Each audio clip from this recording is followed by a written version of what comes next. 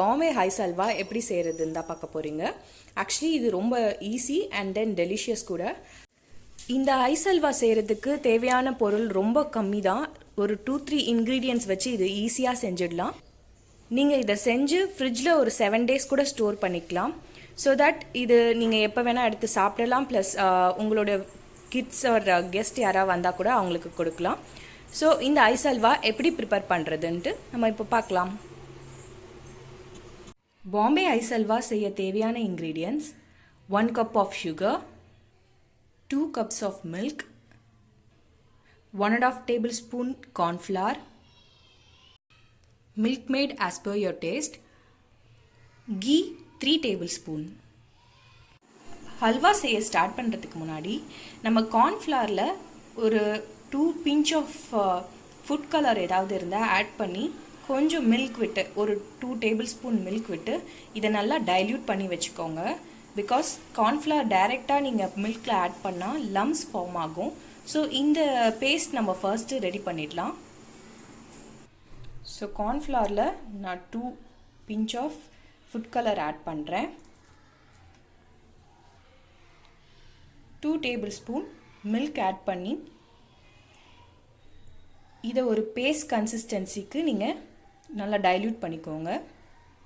So நான் dilute பண்ணிவிட்டு எப்படி இருக்குதுன்னு காட்டுறேன். ஸோ இந்த மாதிரி நல்லா டைல்யூட் ஆகிடுச்சு. இப்போது நம்ம வந்து ஹல்வா செய்ய ஸ்டார்ட் பண்ணலாம்.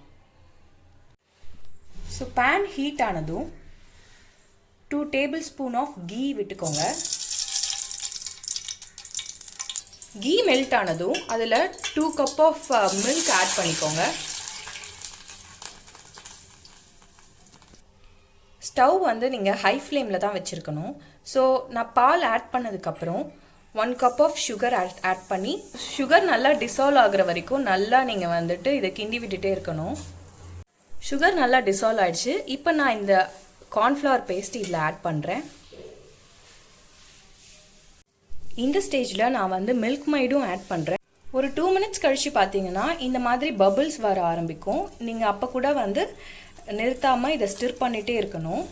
பிகாஸ் கீழே அடி பிடிக்க ஆரம்பிக்கும். ஸோ கை விடாமல் நல்லா கிளறி விட்டுட்டே இருங்க. இதோட பர்ஃபெக்ட் கன்சிஸ்டன்சி எப்போ வரும்னா இது பேனில் ஒட்டாமல் நல்லா தனியாக வரணும். அந்த அளவுக்கு நீங்கள் கிளறிட்டே இருக்கணும். ஸோ ஒரு 5 to 10 minutes ஆகும். நான் அந்த மாதிரி கன்சிஸ்டன்சி வரும்போது எப்படி இருக்குதுன்னு காட்டுறேன்.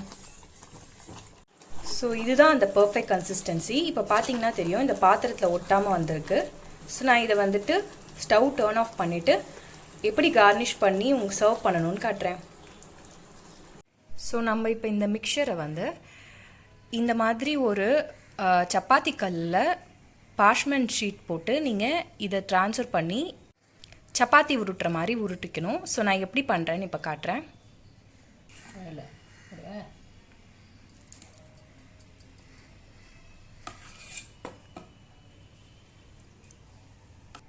இது மாதிரி போட்டுட்டு அகெயின் மேலே ஒரு ஷீட் வச்சு அந்த ரோலர் வச்சு ரோல் பண்ணிக்கோங்க. இந்த ஷீட் பேர் வந்து parchment sheet R butter paper. இது கிடைக்கலனா நீங்கள் அலுமினியம் ஃபாயில்ஸ் கூட வச்சு இந்த மாதிரி பண்ணிக்கலாம். ஸோ மேலே போட்ட அந்த பார்ச்மெண்ட் ஷீட்டை நீங்கள் ரிமூவ் பண்ணிவிட்டு ஸோ கார்னிஷிங்க்கு நீங்கள் எந்த ட்ரை ஃப்ரூட்ஸ் வேணாலும் அதை போட்டுக்கலாம். நான் இப்போ வந்து ஆமண்ட்ஸ் அண்ட் கேஷ்யூ வந்து மேலே ஸ்ப்ரிங்கிள் பண்ண போகிறேன். ஸோ ஸ்ப்ரிங்கிள் பண்ணிவிட்டு அகெயின் நீங்கள் ஒரு பார்ச்மெண்ட் ஷீட் போட்டு ஒரு 2 hours இதை அப்படியே தனியாக எடுத்து வச்சுருங்க. இது நல்லா ட்ரை ஆகணும்.